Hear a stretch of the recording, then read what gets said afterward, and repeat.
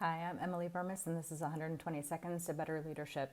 So I just want to talk super briefly today. This is straight from my case files right now, and I'm seeing a lot of it, about how you can't expect more out of an under-resourced business.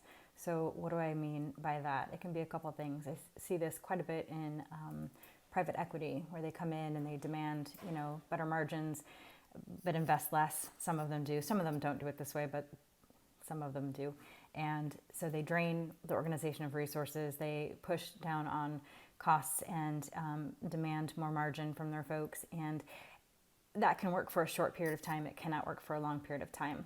I see the same thing when someone takes a new role, which we do quite a lot of, and they may have inherited a function or a business that has been under resourced for, several years, 5 years, 10 years, 20 years sometimes.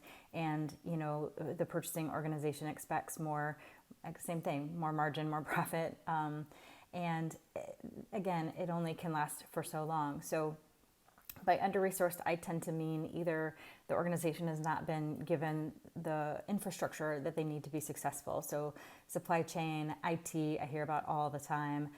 In this talent economy, just people, there aren't enough people, and that's hurting organizations, and there's only so much you can do about that. I'm seeing a lot of creativity. I don't see anyone that's having an easy time with this, though. So or the under-resourced can be that there was maybe a toxic leader in the past who was difficult or hard on people or toxic or abusive, and I see that plenty too. So if your resources and infrastructure aren't in place to enable growth and increase margins, and if your people are beat down, low morale, that takes some time to fix. Sometimes you can, sometimes you can't. But either takes time at this point. So organizations just need, I think, to be, I'm not a patient person, frankly, and, I'm not, I certainly don't coach people to be, have all the patience in the world, but you have to be realistic that if things are in a bad place, you can't expect more until someone has the time and opportunity to come in and make the wrong things right, provide the right resources, provide the right, environment for decent morale. Until you get those things in place, you can't really expect more out of people.